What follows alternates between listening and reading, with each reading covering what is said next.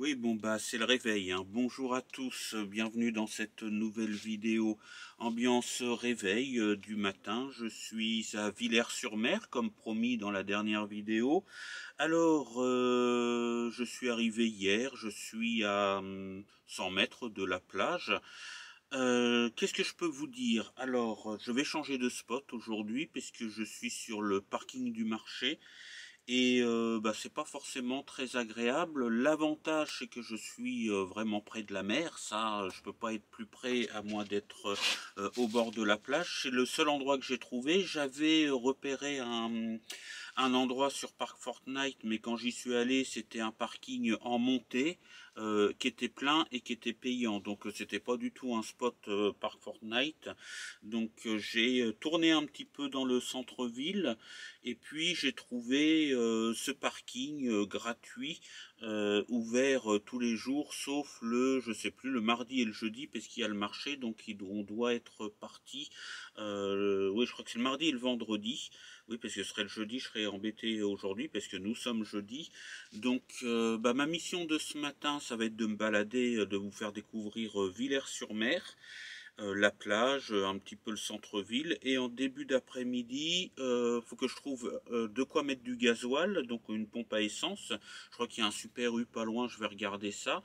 Et puis ensuite, trouver un autre spot, quitte à m'éloigner de la mer. Ça va peut-être être la solution.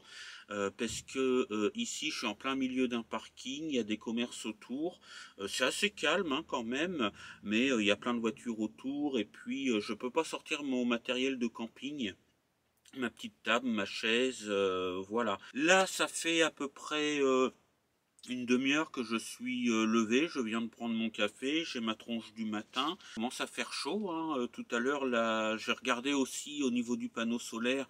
Il y a du soleil au-dessus du panneau solaire en plein pot depuis quelques temps. Donc la batterie est déjà rechargée. En une heure, elle a rechargé complètement. Le frigo a tourné toute la nuit. J'ai utilisé la lumière, j'ai chargé le téléphone plusieurs fois. Oui, parce que j'ai fait des lives sur TikTok en même temps hier soir. Je sais plus ce que j'ai fait, enfin, j'ai utilisé de l'électricité.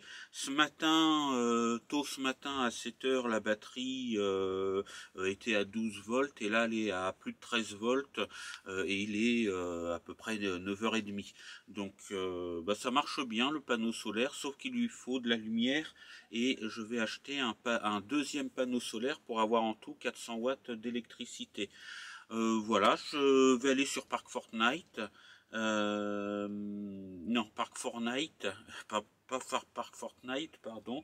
Donc je vais aller sur Parc Fortnite chercher un nouveau spot et je vais partir de ce spot là dans l'après-midi pour pouvoir avoir un endroit plus tranquille pour continuer, pour profiter de la vie, profiter avec ma petite table dehors et tout ce qu'il faut. Enfin, je vais essayer de trouver.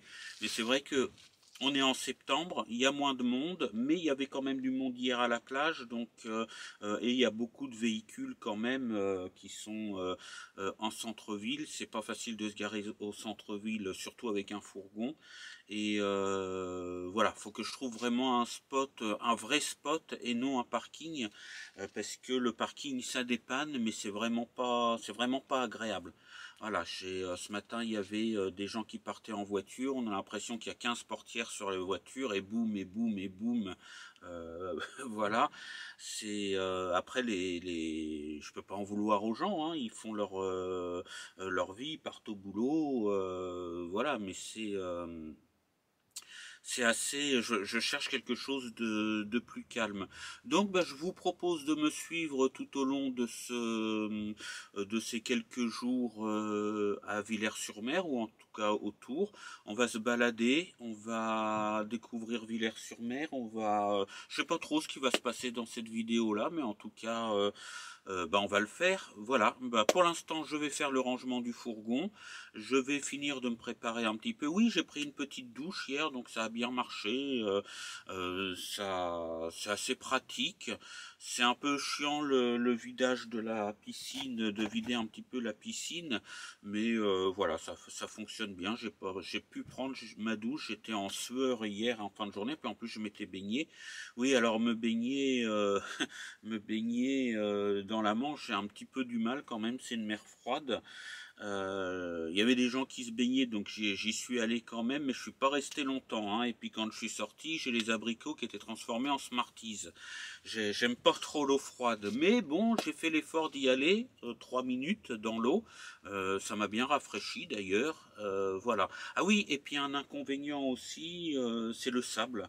J'ai du sable plein les pieds. Alors normalement voilà, je suis quand même équipé. Alors ça, tout le monde la connaît, hein. Je crois que c'est un objet hyper connu, tout le monde l'a, sauf que bah j'en ai retrouvé qu'une.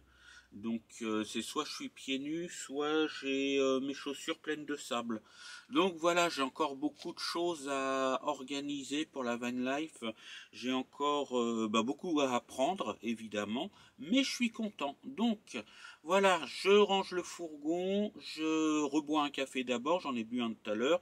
Je range le fourgon, j'essaye d'organiser ma journée. On va aller visiter Villers-sur-Mer. Je me fais une tête un petit peu mieux que ça quand même, parce que là, c'est ambiance réveil. Et puis, bah, je vous emmène avec moi dans cette vidéo. À tout de suite.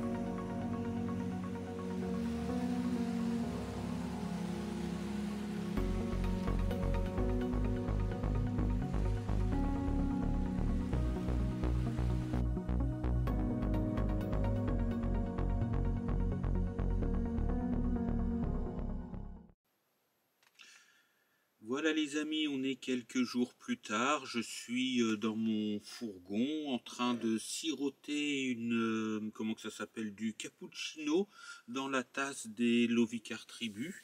Ça fait quelques jours que je suis posé à Villers-sur-Mer, alors dans 2 endroits. J'ai fait 3 endroits en tout, 3 spots différents, dont une aire de camping-car pour avoir de l'eau et des vidanges. Donc je vais essayer de vous expliquer un petit peu tout ça en détail. Donc j'ai passé un superbe séjour, j'ai profité de l'air marin, j'ai profité d'être seul aussi pour me ressourcer, pour beaucoup de choses.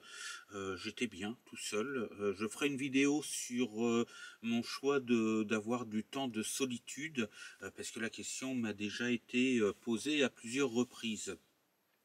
Donc rassurez-vous, je suis bien, je dors superbe bien dans le fourgon, je dors même mieux qu'à la maison, le lit est confortable, à la maison aussi, mais là je dors comme un bébé, donc ça c'est un point très très positif.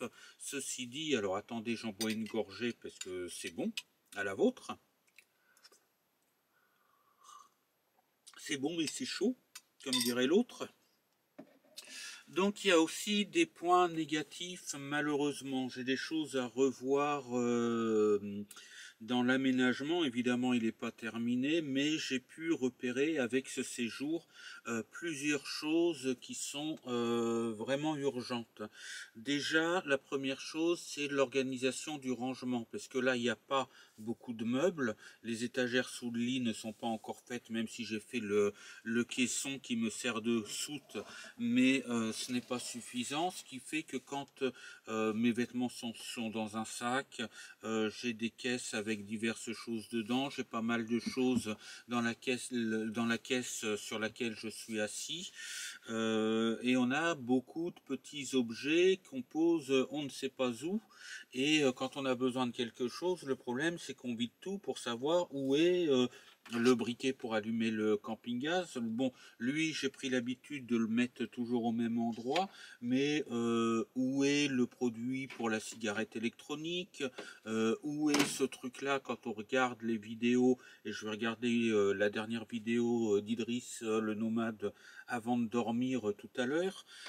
Et c'est bien pratique ce truc-là pour mettre le téléphone de cette manière-là.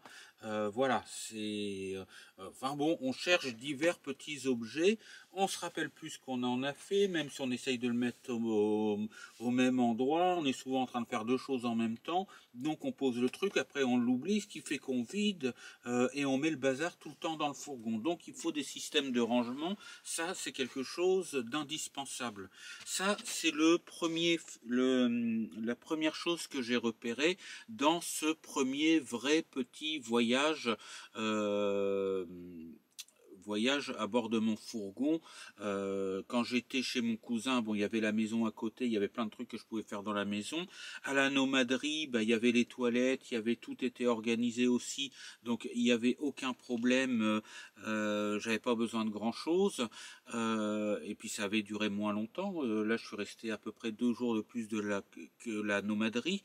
Donc il y a là, j'ai vraiment repéré ce problème où il va falloir des systèmes de rangement et que chaque chose aille à sa place. Et peut-être que j'ai moins besoin de choses. Ça, c'est le premier élément. Le deuxième élément, c'est que je suis embêté pour le projet de table, tout simplement à cause de la douche. Ma table pliante à mettre dedans, à enlever à chaque fois, c'est un petit peu désagréable. Et si je mets une table fixe ici, j'ai plus la place de mettre ma douche pliante que vous connaissez. Donc, il va peut-être falloir que j'achète une petite table qui se plie directement, mais plus facilement que l'autre, que je garde l'autre pour dehors, parce que l'autre est très bien pour dehors, mais il va me falloir une petite table qui se plie en deux et que je puisse placer sur le lit, par exemple, quand je déplie la douche. Voilà, je peux pas mettre une table fixe ici, comme j'avais prévu, parce que c'est en plein milieu de l'espace de la douche.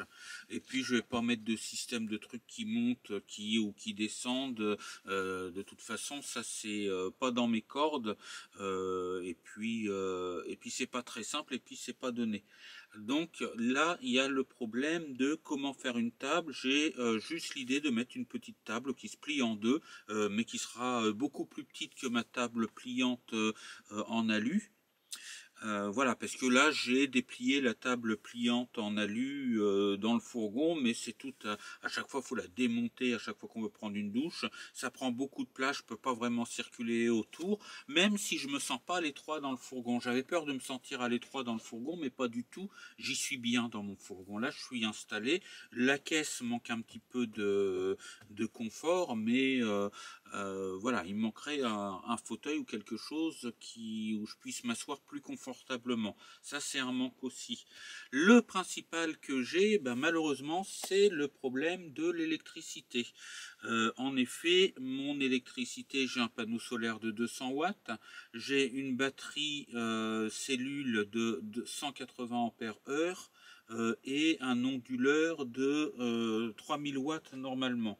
Donc c'est quelque chose qui devrait, surtout en période d'été, qui devrait me suffire largement. Eh bien pas du tout, aujourd'hui il a fait gris, je suis tombé en panne d'électricité ce matin. Là, il en reste un petit peu, mais je suis obligé d'utiliser l'écoflot de secours pour la glacière. Donc, je pense que la batterie a un problème. Parce qu'il y a quand même du jour aujourd'hui, malgré le fait que ce soit gris, et ça devrait pouvoir supporter le temps gris. Donc, le problème est la batterie. Le panneau solaire, il n'y a pas de souci. Donc ce qui se passe, c'est que la batterie se recharge très vite quand il y a du soleil, mais par contre, quand le soir arrive, les jours où il a fait très beau, il n'y a pas de problème, je garde le frigo la nuit, mais ça descend vite. Et les jours où il fait gris, comme la batterie se recharge quand même, mais ça se met en alerte. C'est une 180 ampères heure, 200 watts de panneau solaire, donc normalement ça devrait tenir à cette saison même en temps gris. Et non, je suis tombé en panne de batterie ce matin. Ce qu'il y a sur la batterie, c'est la glacière la glacière là à percussion. Non, c'est pas percussion. Enfin bon, la glacière, le frigo quoi. Si c'est percussion, ou je sais plus comment on appelle ça, mais la glacière qui refroidit bien. Voilà, on va trouver comment la déterminer. Et tout le reste, c'est de l'USB-C. J'utilise un ventilateur quand il fait chaud qui est en USB-C, même s'il tourne toute la nuit, ça prend 5 watts. Non, il y a un truc qui n'est pas en USB-C, c'est l'anti-moustique, qui lui n'est pas en USB-C, mais qui prend du 6 watts. Mes lumières sont en USB-C. Quand je recharge en USB, pardon, quand je recharge ma cigarette électronique, c'est de l'USB aussi. Donc c'est quand même le téléphone, vous connaissez. J'ai pas utilisé l'ordinateur, du coup, vous verrez cette vidéo plus tard, parce que si j'utilise l'ordinateur, et ben ça va bouffer de l'électricité. Donc il y a un problème avec la batterie. Malheureusement, j'ai pas les moyens d'acheter une batterie à 600 €, LiFePO 4 ou voilà. Moi, j'ai pris à pas trop cher parce que je voulais quelque chose de pas trop cher, même si c'était moins performant. Je savais que pour ce prix-là, en réalité, elle ne fait pas 180 ampères heure, mais je comptais sur au moins 100 ampères heure. Quand il y a du soleil, ça marche du tonnerre. Je peux brancher n'importe quoi. C'est une véritable centrale nucléaire. Quand il y a plein soleil, il n'y a pas de problème. Mais dès qu'il y a de l'ombre ou que le soleil se couche, c'est terminé. La batterie se vide, vitesse grand V. Donc j'ai ce problème-là. Donc ce que je vais faire, mais pour ça, il faut que j'attende d'avoir des moyens. En attendant, je suis pas autonome. Mais ce que je voudrais faire, c'est acheter un deuxième panneau solaire et changer ma batterie. Malheureusement, je ne peux pas compter sur celle-là. On est en été et ça ne fonctionne pas. Donc là, j'ai un petit peu d'électricité. J'ai mis les lumières, j'ai rechargé la caméra avec la batterie quand même. Elle me donne quand même le minimum, à condition que je débranche le frigo. Et là, je vais avoir de la lumière pour la nuit. Je vais pouvoir charger ma cigarette électronique. Les petits appareils vont fonctionner, même si elle est au minimum. Mais quand elle est à 12 volts 4, là je viens de regarder, elle est à 12 volts 4, donc ce qui est très bien pour une journée où il a fait gris. Quand j'allume le frigo, eh bien, ça se met, j'ai regardé sur l'EcoFlow et ça prend entre 25 et 30 watts au moment où il tourne. Sinon, ça prend pas de watts du tout, donc c'est quelque chose qui devrait économiser la batterie au moment où elle s'éteint, mais quand le frigo est en train de tourner, quand on entend le moteur, que ça envoie le fréon dans le circuit, eh bien, elle descend à 10 volts d'un seul coup. Elle est à 12 volts 4 en temps normal. Je débranche à 12 volts 4 et quand je branche la batterie, le frigo et qu'il tourne, elle descend à 10 volts, 10 volts 5. Donc évidemment, ça se met en alerte. Le frigo tourne quand même, mais au bout de 5 minutes, ça bip et ça éteint tout. Donc pour du 30 ou 35 watts utilisé, pour du 180 ampères-heure, c'est pas normal. Sauf si on est en plein jour et qu'il fait un beau soleil. Là, ça marche toute la journée, nickel. Je vais pas en Afrique, je vais pas sur le Sahara, même là-bas il y a des nuits, donc mon installation électrique est merdique. Non pas le branchement, que le branchement est bien fait, c'est fait normalement. Je vais peut-être resserrer un petit peu l'écosse pour tester, nettoyer le panneau solaire, mais de toute façon quand il y a du soleil, elle recharge très bien. Elle recharge un peu même quand c'est gris, mais j'arrive pas à comprendre. Donc mon projet c'est ça, un deuxième panneau pour avoir 400 watts, c'est un panneau solaire de technologie PERC qui est censé marcher un petit peu mieux quand il fait sombre qu'un panneau solaire classique, on va dire, à quelques pourcents, à 10 ou 20% de mieux, donc c'est pas énorme mais c'est toujours ça de prix. Et puis essayer de changer la batterie, quitte à mettre une batterie de démarrage, tant pis, n'ayant pas les moyens d'acheter une batterie 100 ampères-heure avec une autre technologie, parce que là il s'agit d'une batterie au plomb que j'ai payé entre 250 et 280 euros, je sais plus exactement. C'est vrai que le prix aurait pu m'alerter, mais je me suis dit c'est une batterie au plomb, donc elle devrait fonctionner à un minimum. À la nomaderie, je n'ai eu aucun souci. Ça a marché très bien, donc je ne sais pas si la batterie est déjà flinguée. Je vais me reprendre un petit coup à la vôtre. Donc je ne sais pas si la batterie est déjà flinguée, mais c'est quelque chose qui m'embête beaucoup parce que ça me bloque, sachant que je ne suis pas autonome. Et je suis allé sur l'aire de camping-car, et au moment où j'étais sur l'aire de camping-car, comme il y avait l'électricité, eh bien j'en ai profité pour mettre le panneau solaire au soleil toute la journée. Je suis resté 2 nuits là-bas, donc j'en ai profité, j'ai tout débranché de mon système, j'ai branché ma rallonge sur la borne électrique de l'aire de camping-car en me disant comme ça la batterie, il fait plein soleil, la batterie sera bien pleine et je pourrais partir pour plusieurs jours, ce qui a été le cas. La batterie était bien pleine parce qu'elle est tombée, elle est montée jusqu'à 15 volts, 14 volts 8 je crois si je me souviens bien. Donc je me suis dit j'ai de la réserve, ben non, une nuit de frigo et puis c'était rincé, c'était mort. Donc voilà. Donc heureusement j'ai ce système. Là j'ai débranché le frigo parce qu'il est bien froid.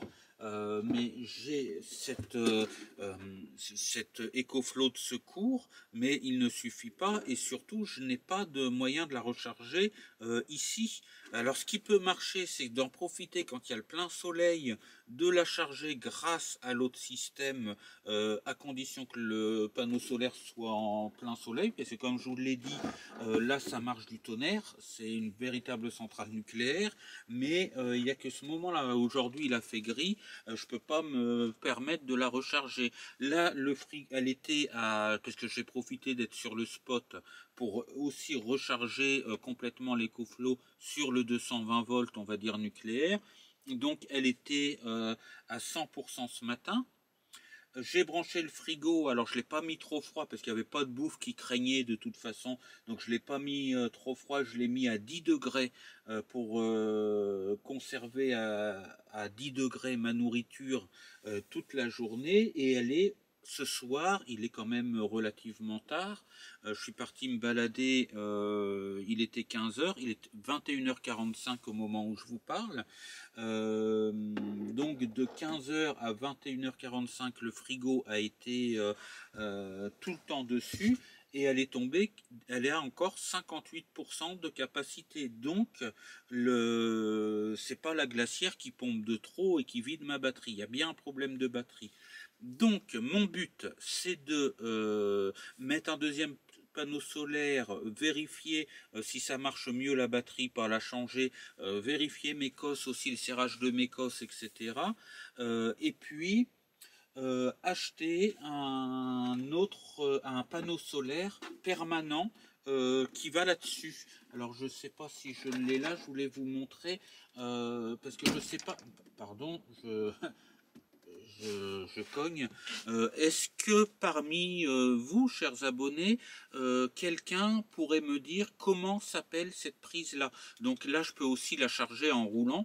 D'ailleurs, quand je vais retourner sur Bernay demain ou après-demain, enfin sur Bernay à Bernay demain ou après-demain, je vais la brancher sur l'allume-cigare. Le temps que je roule, ça en aura déjà bien chargé une batterie, une partie. Je suis à fond dans les batteries. Donc mais je voudrais un panneau solaire fixe pour pas avoir le système à déplier. Parce que là, je suis sur un spot où je suis vu de tout le monde. Il est sympa le spot, mais il est en plein milieu d'un lotissement. Donc, je voudrais trouver un panneau solaire. Ça ferait 3 panneaux solaires en tout pour mettre l'EcoFlow en permanence pour le frigo et qu'elle ne servirait que pour le frigo, éventuellement pour utiliser un peu l'USB. Mais pour ça, il faudrait qu'elle ait un panneau solaire et je cherche un panneau solaire non souple que je poserai sur le toit. Ça ferait 500 watts d'énergie solaire en tout. De possibilités parce que ça délivrera pas toujours du 500 watts, mais là je peux utiliser un panneau de 110 watts je crois maximum. Donc je cherche un panneau solaire fixe avec ce genre de prise de rechargement. Je ne sais pas comment ça s'appelle, donc j'ai cherché sur Amazon et tout ça, mais c'est toujours les prises qu'on connaît, là que j'ai, les prises normales. Donc si vous pouvez me dire comment s'appelle cette connectique pour que je puisse affiner mes recherches afin d'acheter un panneau solaire 100 watts pour mettre un panneau solaire constamment sur l'EcoFlow et je me servirai pour le frigo et comme ça le reste de mon système servira pour le reste.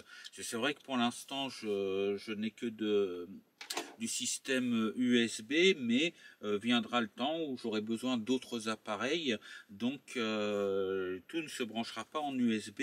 Et puis là, même tout en USB, sauf les 2-3 petites bricoles comme ça que je vous ai montré, et puis qu'est-ce qu'il y a qui marche plus en USB, qui marche pas en USB, je sais pas, mais il y a un truc qui marche pas en USB, mais tout fonctionne en USB, donc c'est pas normal que je puisse pas tenir une journée de temps, même de temps gris en été, et que la nuit, même si ça tient, même quand il a fait beau la journée, ça tient la nuit, mais la batterie a vraiment baissé. Pour une lampe qui fait 5 watts, un ventilo qui tire du 2 watts et la glacière. Voilà, donc je suis bien embêté avec ça. Donc si vous avez des conseils à me donner, n'hésitez pas dans les commentaires. Je suis un petit peu déçu pour ça parce que je m'attendais pas à cette mauvaise surprise. Malheureusement, quand j'ai acheté la batterie, j'avais pas regardé les avis clients. Et je les ai regardés longtemps après, et cette batterie a des mauvais avis, beaucoup de mauvais avis, donc voilà, mais je m'en suis rendu compte bien après l'avoir reçu, et le vendeur apparemment est réputé pour ne pas la rembourser, donc je me suis fait avoir. Mais on va rester positif quand même. J'ai fait un très beau... J'ai vraiment passé du bon temps. il y a vraiment ce problème, le problème de rangement. Vous vous en seriez douté que peut-être que j'allais vous dire ça, je m'en doutais un petit peu aussi, ça reste un détail, mais ce problème d'électricité c'est vraiment un gros souci. Donc ça va pas m'empêcher de continuer mon petit séjour. Je pense que demain je vais être obligé de retourner sur l'aire de camping-car pour avoir l'électricité s'il y a de la place. Pour parler de Villers-sur-Mer, le centre-ville, bon, il n'y a pas grand-chose. Vous avez pu voir la cathédrale, le centre-ville n'est pas extraordinaire. La plage est sympathique et ça m'a fait vraiment du bien de ressentir l'air iodé, ça me requinque et je suis bien, voilà, je suis bien. Je suis vraiment content de mon premier, de mes premières conditions van life parce que je me suis rendu compte que je me sens bien dans mon fourgon, que je ne suis pas à l'étroit, que j'arrive à cuisiner, que j'arrive quand même à prendre ma douche, voilà, c'est un peu plus folklorique qu'à la maison. C'est pas le même confort, mais on cherche pas le même confort qu'à la maison. Je peux prendre ma douche, je peux me bien dormir. Ça, c'est important de bien dormir. Ça, il n'y a pas de souci, je peux bien dormir. J'ai une petite place pour manger. Je peux cuisiner et roule ma poule. Manque plus qu'à régler ce problème de rangement et d'électricité, et la table c'est un détail. Voilà pour mes impressions pour ce premier petit voyage, en mettant en dehors la visite chez mon cousin et la nomaderie qui étaient dans d'autres conditions. Je suis content malgré cette grosse déception pour l'électricité. Mais vous inquiétez pas, je suis pas dans le noir. Là, cette nuit, je vais pas brancher la glacière, malheureusement. Et quand je roule, je branche la glacière sur la prise 12 volts de mon tableau de bord. Donc là, j'économise l'énergie en même temps. Si vous avez des pistes pour me dire ce qui se passe, si vous vous connaissez en électricité, n'hésitez pas à me le dire. Et puis, je vous retrouve très bientôt pour la fin de ce voyage. Et voilà, pour la suite du voyage. Je ne sais pas si je rentre demain ou si je rentre après-demain. Les deux sont possibles. J'ai du linge à laver. Ah oui, il y a un autre détail. C'est la capacité de mes eaux sales. Ici, je suis sur un spot où il y a plein de maisons autour, donc je peux pas forcément vider. Si ça aurait été dans la forêt, les urines, c'est quand même quelque chose de naturel. J'aurais été vidé au pied d'un arbre en rinçant bien pour éviter les odeurs après, etc. J'aurais été vidé mes urines comme ça, mais là, il y a un terrain de foot à côté, c'est entouré de maisons. Je peux pas vider mes urines dehors. Donc il va falloir quelque chose avec une plus grande capacité pour le pipi. Et c'est pareil, j'ai un bidon de 10 litres que je me sers pour les eaux grises, c'est-à-dire l'eau de ma douche. Vous connaissez ce système. Là, j'ai pris une douche hier. J'ai vraiment pas utilisé beaucoup d'eau, mais ça m'a suffi. Mais c'est un petit peu faible. Et pour mon eau de vaisselle ou l'eau quand je fais une toilette sans prendre de douche et tout ça, j'ai un bidon. Alors c'est un ancien pulvérisateur que j'ai recyclé en réserve d'eau grise, 8 litres. Et en fait, ça se remplit très vite. 30 litres d'eau, ça me dure, mais avec les douches, la vaisselle, le brossage dedans, tout ça, ça se remplit très vite. Donc il faut que je trouve un bidon de 20 litres pour l'évier. Avec un système d'évacuation qui ira directement dans le bidon de 20 litres, parce que je crois que c'est un minimum, plus garder celui-là pour la douche pour pas avoir à vider tous les 2 jours. C'est pareil au niveau de robinet. Alors là, ce qui est embêtant aussi, c'est que je suis obligé de vider ma cuvette dans le truc sans mettre à côté et tout ça. C'est un peu embêtant. Donc c'est pour ça que je voudrais un système d'évacuation. Ce sera plus simple. Ce que je pense faire aussi, parce que je bois pas, j'ai des bouteilles d'eau que je remplirai au robinet pour boire. parce que là c'est pas conseillé, mais pour me faire un robinet pour éviter les systèmes de pompe 12 volts qui aussi prennent sur la batterie, je pense que je vais m'équiper d'une deuxième douche comme ça, et la deuxième que je remplirai au fur et à mesure grâce à mon bidon de 30 litres, donc je pourrais la remplir entièrement 3 fois. Cette eau-là me servira à l'évier, pour faire ma toilette, pour faire ma vaisselle. Ce sera voilà, ce sera mon robinet, sachant qu'il ne faut pas que je boive cette eau-là, parce que c'est bien précisé, je sais plus où. Oui, voilà, vous voyez, c'est marqué bois pas cette eau-là, malheureux.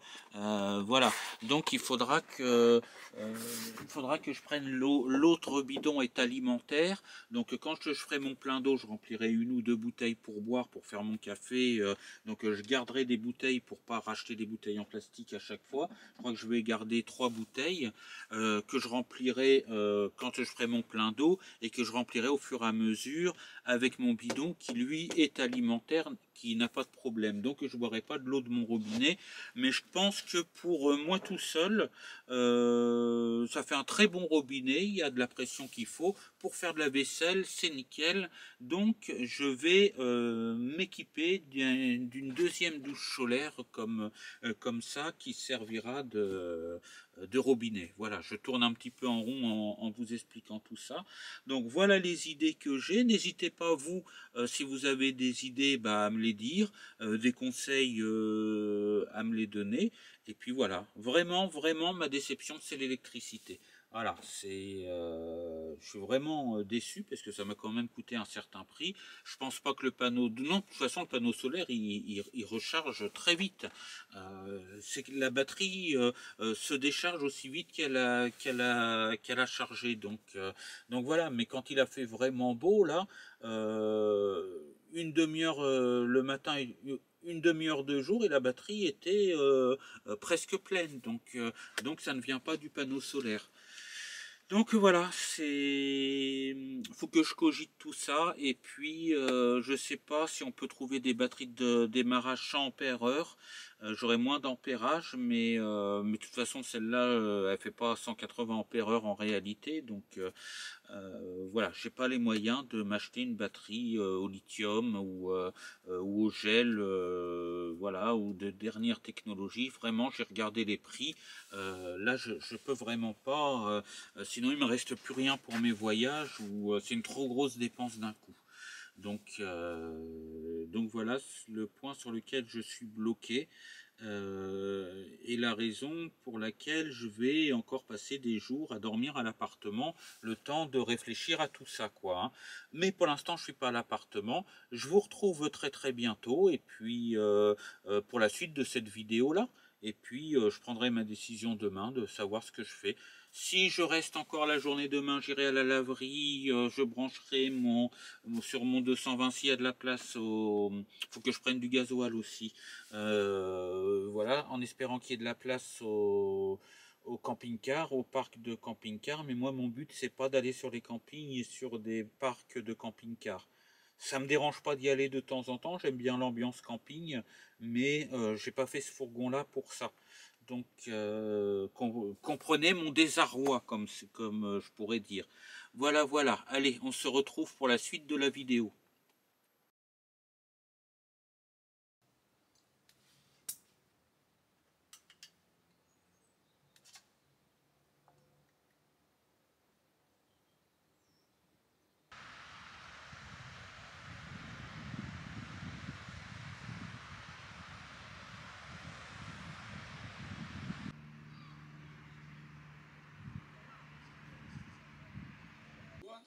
Ça, tu dors avec nous?